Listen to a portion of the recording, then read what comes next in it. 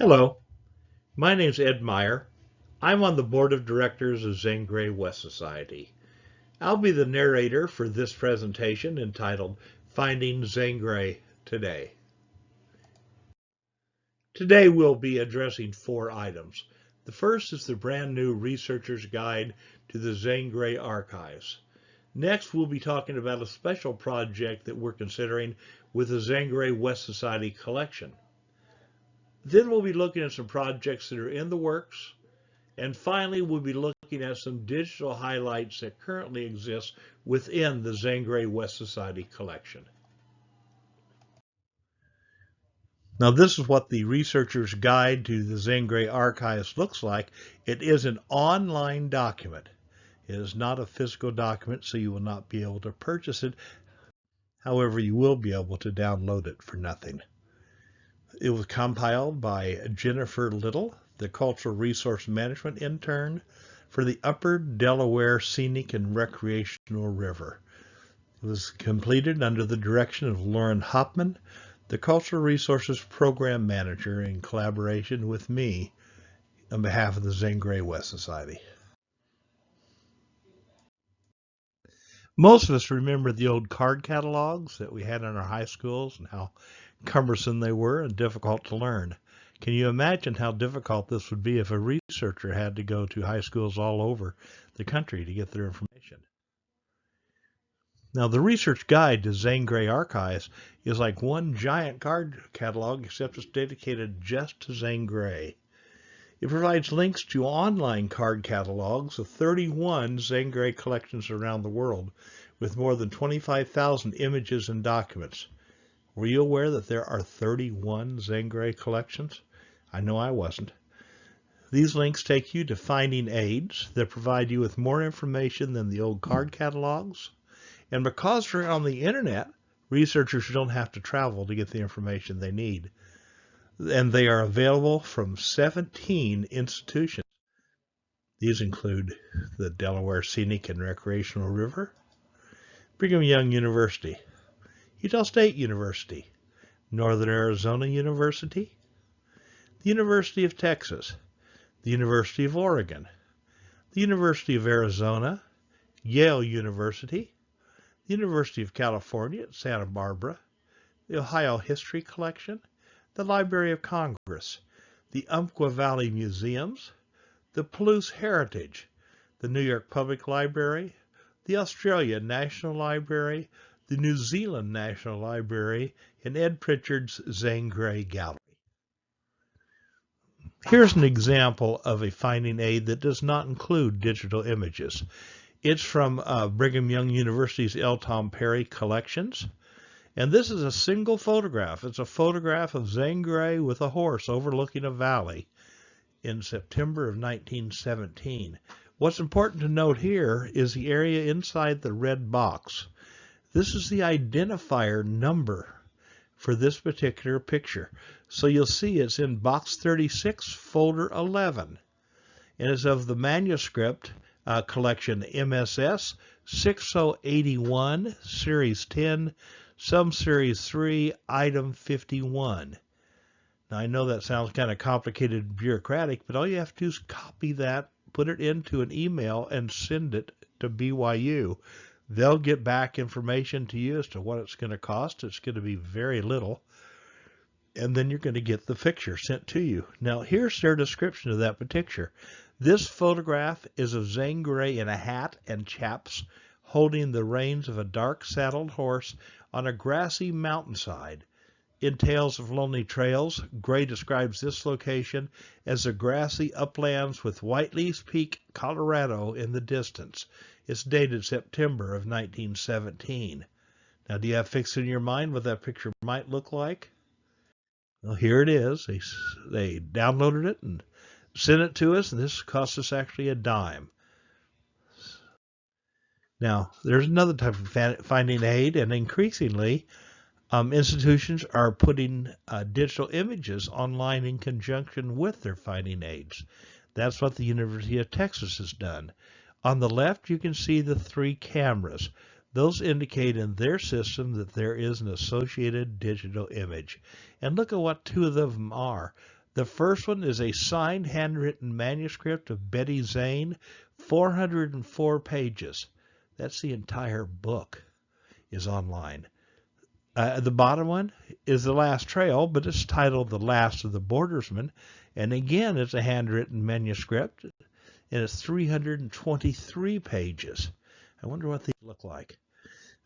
Betty Zane, and there's the manuscript number. This indeed is 407 pages are available. You can see it in the upper right.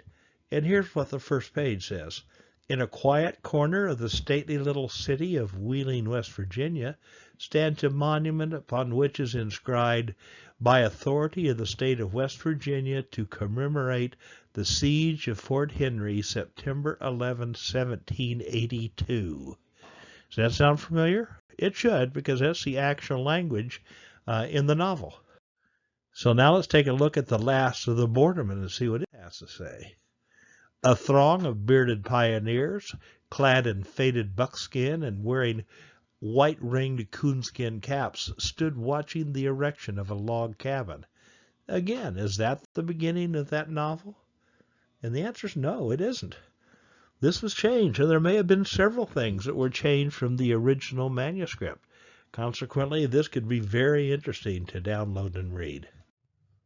The Researcher's Guide to the Zane Grey Archives is currently available on our website at ZGWS.org, and it will soon also be available on the website of the Upper Delaware Scenic and Recreational River.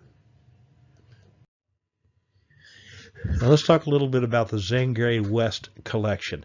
The Society has its own collection, and it's stored in books and files where they're really pretty much inaccessible. Really doesn't do people much good if they're unavailable. President Terry Bollinger is inventorying and scanning the collection, and he hopes to donate it to an archive like BYU where it can be readily accessible to everyone. In exchange, the Society would ask for perpetual free access to the digital images from the collection. What's important to the universities is that the more unique the images are, the more likely they're going to want to accept it. If you take a look at BYU, they have well over 10,000 images of their own. And if they're all the same, that doesn't accomplish much. But if they're unique, and if they're clearly identified, and right now a lot of theirs are not, then that can be very important to them. True, certainly no one can do a better job of providing unique content than the Society itself, and we've been doing it for BYU's collections for the last 2 years. I'd like to now go over some images that we got recently from Ed Pritchard to show how we can add value to the collections, making it unique. And what I want you to do as we go through these is to just jot down anything that was new to you in terms of content. Because if it's new to you, you can bet that it can be new to other people who are going to visit the archives in the future. The information that we purchased from Ed largely comes from two sources. The first is a trip to the Galapagos Island that was recounted in Tales of Virgin Seas, and secondly from the Tales of Swordfish and Tuna, talking about fishing adventures in Nova Scotia. The pictures are not largely the pictures from the books themselves. We believe that they're the pictures that were not chosen to go in the books. There are some that are very similar, and so it's hard to tell. I mean, you might take two pictures of the same thing, but they're still unique pictures. And let's show you a few. Before showing you some wonderful pictures, we want to get you oriented with the route that Zane Grey took on this trip to the Galapagos Islands. As he came down from Nova Scotia and crossed the Caribbean, there was some violent weather, and his ship, Fisherman 1, was damaged and put into dry dock. So he returned home to Catalina Island and Altadena, and returned when the ship was ready. His crew sailed it through the Panama Canal, and he met it in Balboa, Panama. From there, they left and went to Cocos Island. You can see the picture of the novel Treasure Island there next to number 1. Cocos Island was known as a hideout for pirates because of its isolation. There's treasure supposedly everywhere on the island. At least $60 million was buried, and people are still looking for it today. So from there, they went to the lower left to number 2, to the Galapagos Islands. And there are a dozen or so islands there. Zane Grey visited many of them. It depends on whether you call a body an isle or an island as to how many different locations there are, but certainly it was an exciting place at Galapagos Islands. From there, he came back to the Bay of Panama and to the Pearl Islands, which you may recognize as being the inspiration for some of the early editions of Survivor, the series Survivor. And from there, they left and went up along the coast all the way back home. And we have some adventures from heading up that direction as well.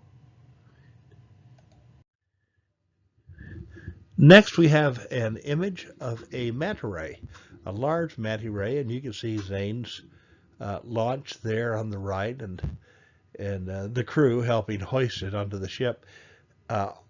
R.C. Gray caught this devilfish, as Zane Grey called it, actually a manta ray, just off Eden Island in the Galapagos Islands in 1924. It was 15 feet across, and it weighed 1,600 pounds. You can read about it in Chapter 5 of Tales of Fishing Virgin Seas. Now, here's a beautiful picture in my mind. The picture on the left is Wafer Falls today on the Cocos Island.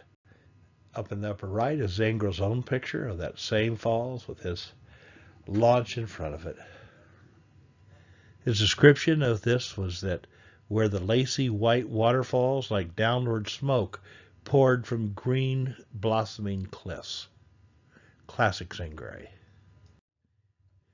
Here's another picture from the Cocos Island, actually from off the Cocos Island. This is of dirty rock. After going to Wafer Bay and Wafer Falls, they went out into the ocean a mile and found this rock and caught some really nice fish around it. Here's his description. We ran out into the sea where a ragged rock stood up lonesomely, begirt with white wreaths of surf. It was called Dirty Rock because the birds dirtied it.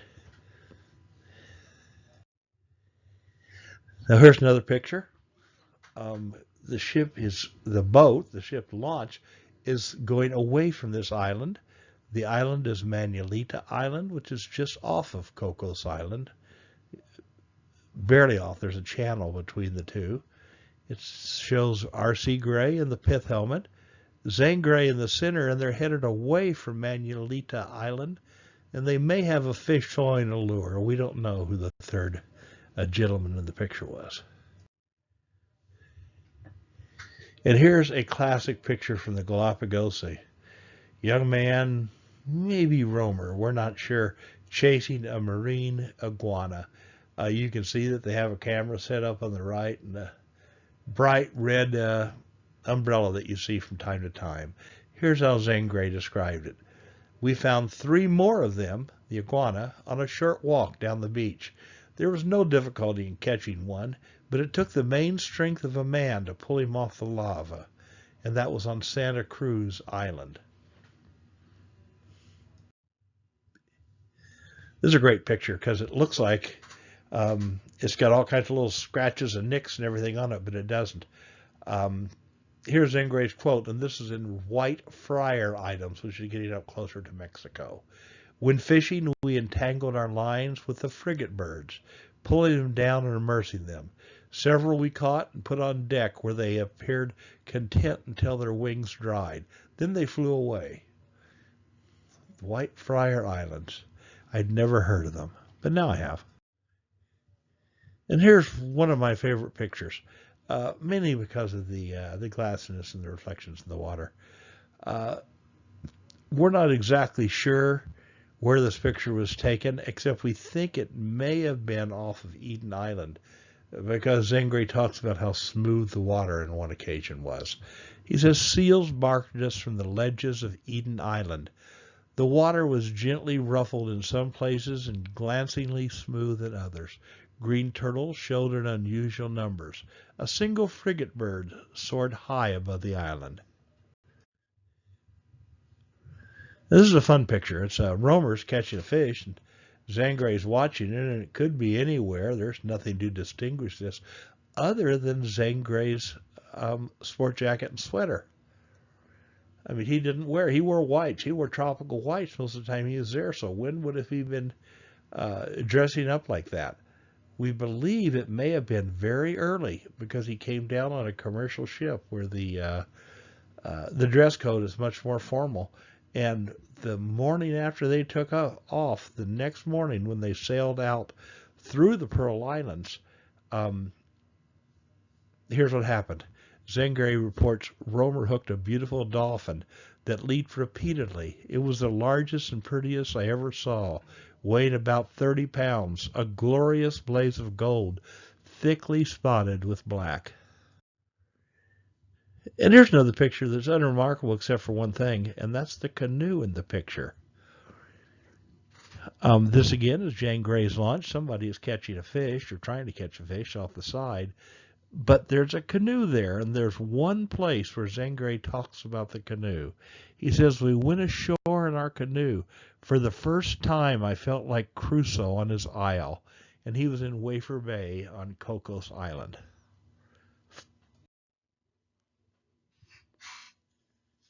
Another amazing picture. You can see Zane Grey walking into the ocean. If you look carefully to the left, you'll see what looks like Romer's head swimming, and in the distance you can see the fisherman one. Very nice picture. Zane Grey describes what appears to be this scene. Along the sandy coves on Santa Cruz Island, between the jutting capes of lava, we found quiet green waters full of fish, including Rivalo, a large fish of 15 to 18 pounds. They allowed us to wave to within 10 feet of where they lay.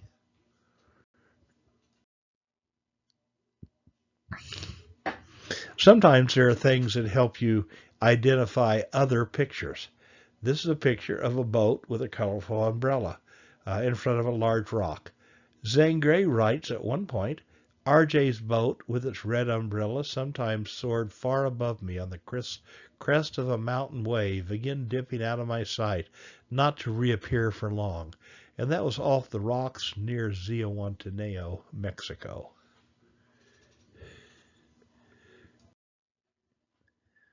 And it looks like one of two mates are standing there to help. He brought some mates from Nova Scotia to help. But there's a motion picture camera there, and the cameraman would be Chester Wortley, who was Lasky's man sent along to document the picture, and he typically was on Zane Grey's boat. We don't know the location other than the fact that this was during the Galapagos Island voyage. There's a very similar picture to this one in Tales of Fishing Virgin Seas. It's Fisherman 1, and it's anchored in Chatham Bay off of Cocos Island. Now, what's interesting, of course, is that there are only two bays that were deep enough for a ship like this to anchor. One was Chatham Bay, the other was Wafer Bay. And Wafer Bay is where they went to look at the waterfalls. So they didn't have their ship there, they went to there by ship's boat. So this is the Fisherman 1 in Chatham Bay off of Cocos Island. And here's another picture from out on the open sea. I wonder if you can identify these people, and it's going to be pretty hard because two of them are sitting away from you. We think that the gentleman to the left is Sid Bosler, who's the captain of the ship. The gentleman on the right in the chair with the hat on is probably R.C. Grey. He wore that type of a hat. And the gentleman facing you is George Takahashi, who once again was taking care of Zane Grey during this adventure. And then there are these gentlemen. We don't know who they are. As a matter of fact, we don't even know they're all gentlemen. We think that the person sitting on the deck playing checkers may be a lady. But we do know that Zane Grey loved checkers, and it's not surprising that his crew members would be playing checkers as well. Certainly a a picture of what it's like during the slow times on Zane Grey's voyage. There's another one for you, and if you get all of these, I think that you're probably beyond a Zane Grey expert. So who are these three people? Well, on the right is Romer. We're pretty comfortable with that for certainly. Mildred Smith is in the middle, and it's probably not surprising that Zane Grey's books didn't show his lady traveling companions, but that's Mildred, and then the person on the left you may never get. And it's a gentleman named Johnny Shields, who was one of Romer's friends who came along for the trip.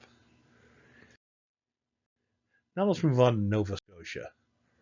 The ship on the left one that you've seen, that's Zane Grey's record tuna that he caught off Nova Scotia, but the picture on the right is a little puzzling. It appears to be the same fish, but who are the gentlemen? At first we thought they might have been some of Zane Grey's guests who were out fishing with him, but on second look, we think that they may simply be his New Zealand crewmen who want to have a picture with the fish. And let me show you why. See this gentleman with the hat on, and this gentleman down in the water.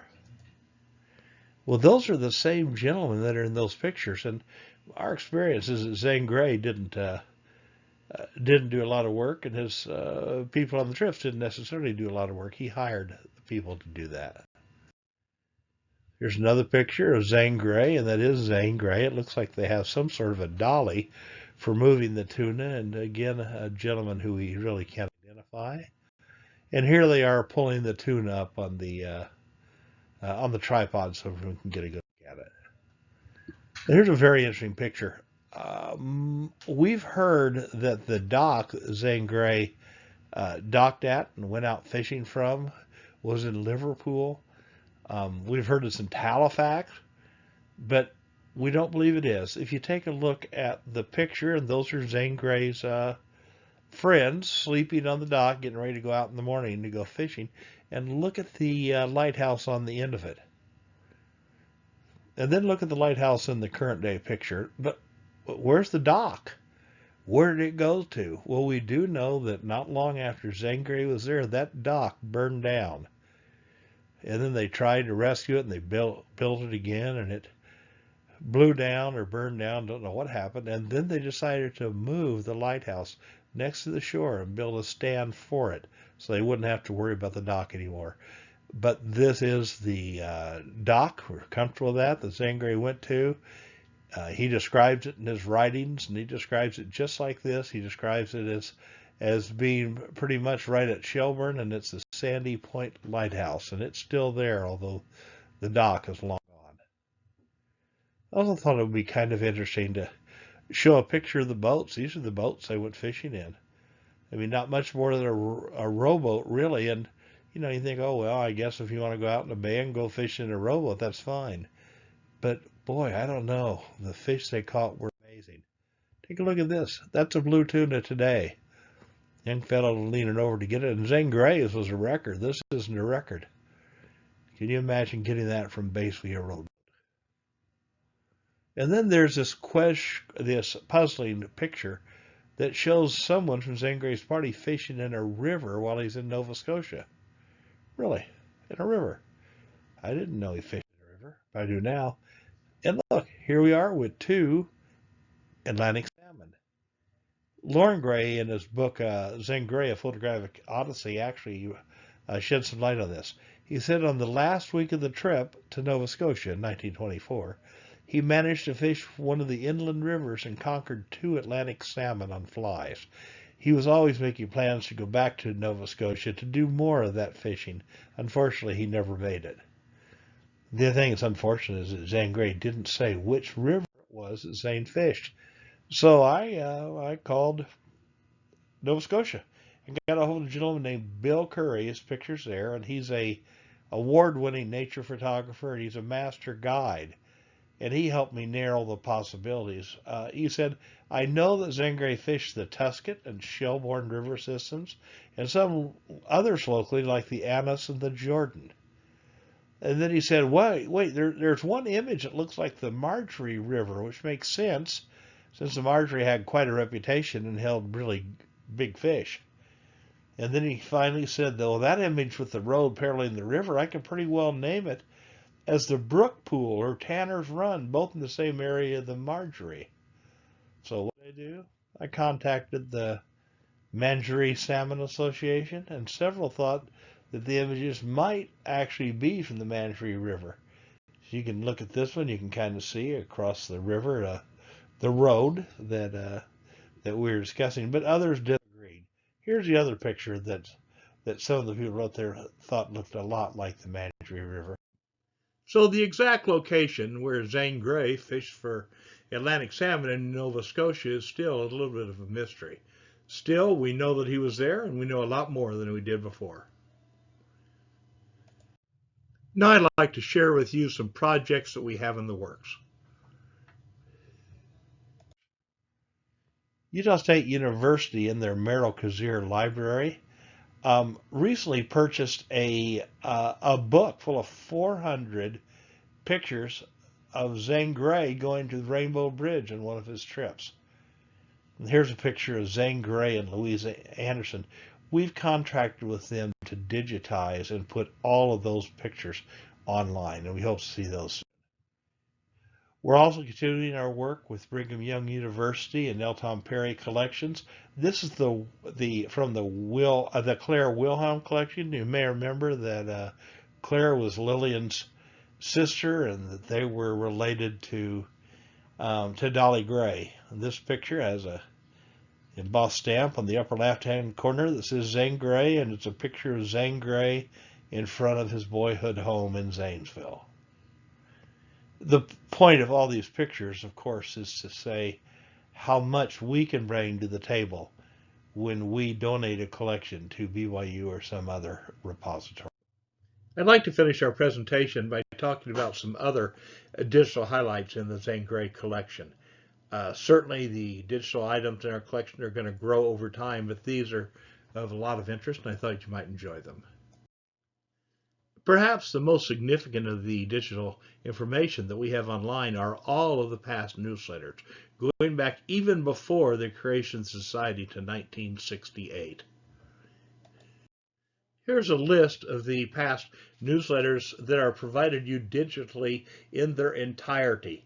The Zane Grey Collector, Zane Grey's West, the New Zane Grey Collector, the Zane Grey Review, the Zane Grey Reporter, the Zane Grey Quarterly, and the Zane Grey Explorer. That's a total of 258 magazines. Most of them are searchable. For those of you who enjoy Western short stories, we've also included 100 editions of Zane Grey's Western magazines. It was published between 1946 and 1971 by Dell Publishing. The editions always had a Zane Grey abridged story, as well as stories by other Western authors. Another item that Terry has included for us is that he scanned the front and back cover artwork from these publications as a standalone item, and I think you'll enjoy that as well. Perhaps my favorite items in our Zane Grey collections are our Dell Comics, and specifically Zane Grey's King of the Royal Mounted comics. They were published by Dell Comics from 1935 to 1958, and we've digitized 25 full editions for your enjoyment. I've always thought that this kind of visual representation would resound with our young people. And I also included a cartoon at the bottom that I thought Zane Grey himself would enjoy because it has a young woman swooning and passing out in King's arms.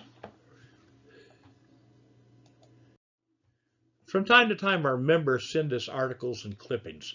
Terry's done a great job of scanning those which appear to be the most significant. And of course, there's going to be more coming as we scan additional items in the future. But here are a few that certainly appeal to me that are currently available in digital format.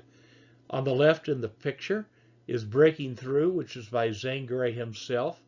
And he says it's the story of his own life, at least through July of 1924 in American Magazine. I'd never read this before, but now I have because we have the opportunity to read it digitally. Some other articles that we have. The first is Great Game Fishing at Catalina, an article that covers Zane Grey and his fishing experiences there in more depth than anything that I've read to date. We also have Tarpon, the Silver King. It's published by New York and Cuba Mail Steamship Company, and I believe that this was published to help pay for his trip early in his career to Mexico. There's also an interesting article in Pathfinder magazine called Zane Grey, Man or Woman, and you can read it to find out for yourself. And lastly, there's an article called Book Would Comfort a Man Living the Final Chapter, and it's a heart-wrenching story of a man who's looking for a copy of Dawn, the only book that he hasn't read of Zane Grey's in his last year as he's passing from cancer. I'd like to conclude this presentation with this picture provided courtesy of the Umpqua Valley Museums. And his most famous quote, at least in my opinion, "If I fished only to capture fish, my fishing trips would have ended long ago." Of course, that's Zane Grey, and thank you for your time today.